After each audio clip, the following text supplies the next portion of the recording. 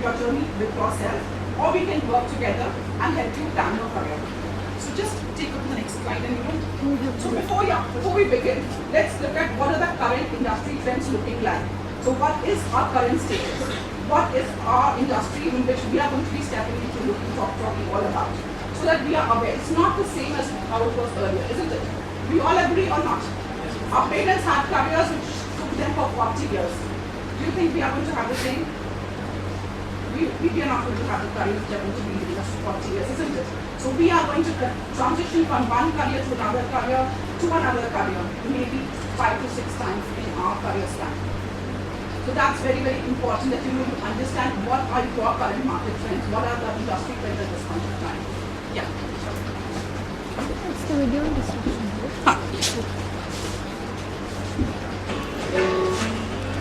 Yeah, thank you. Excellent.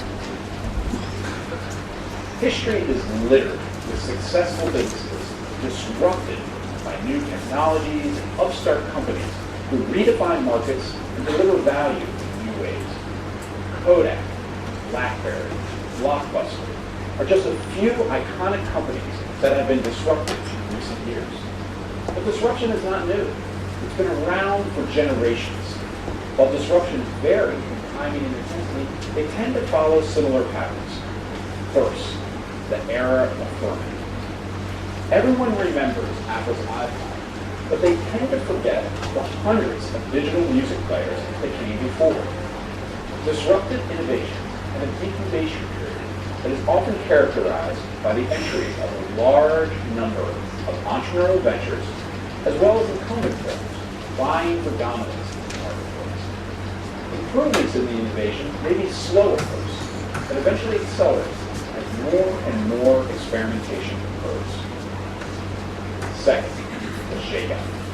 As a disruptive innovation finds traction in the market, a competitive shakeout occurs. A dominant product design or business model emerges. The numerous players in the market decreases. Ventures go out of business. Established businesses give up on the new market. Mergers and acquisitions bring together former competitors. When the dust clears, there may only be a few significant players left. Think Apple and Samsung for smartphones, or Uber for on-demand passenger services. Third, the end of growth. Over time, innovation matures before it slows, and marketing is saturated. Each incremental innovation requires more and more effort. This is usually the time when things get interesting again. Entrepreneurs start experimenting with radically different concepts. Innovators and established businesses or entrepreneurs invest in next-generation technology. A new disruption may be just around the corner. For over 50 years, the auto industry was relatively stable. Suddenly, Tesla reinvigorates electric vehicles, and Google and others start testing driverless vehicles. The market is suddenly flushed with radical innovation as the process of disruption begins again. Disruptive innovation needs to be scary. By understanding these three patterns, you can enhance your chances of being a disruptor rather than a disrupted.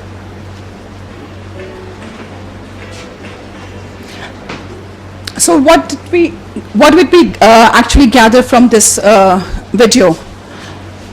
Things are being disrupted. So can you just give me some examples as what are some of the industries that you see around yourself disrupting?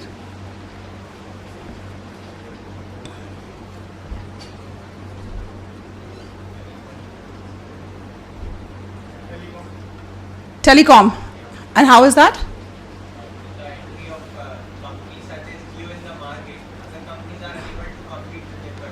But they are still operating in the same. Okay, now I'll explain you. Good thing that you have actually raised this thing. See, what happens with disruption is that it just revolutionizes the way you are living. So suppose you are still using the phone like Airtel or Vodafone or Idea. It's just that you are getting more packages, right? Isn't it? Look at one of the industries like Uber and Ola. What have they done? We used to either go and get an auto or pre-book a cab, which is exorbitant rate even to go for a 2-kilometer ride, yeah? Or you just had to have your own cars, and that forced so many families to buy cars so that, you know, they have a family car and they have a car for this thing. What's happened with Uber and Uber? Uber and Ola. we have disrupted.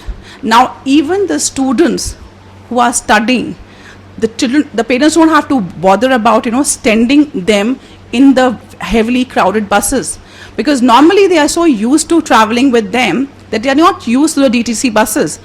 You can pick up an Uber and an Ola, and you can travel comfortably in the comfort of a car, and you don't have to pre-book it, and it's not so expensive. So it creates a win-win situation for all of you, not only for the companies, but they also create it for the people who are going to be using it.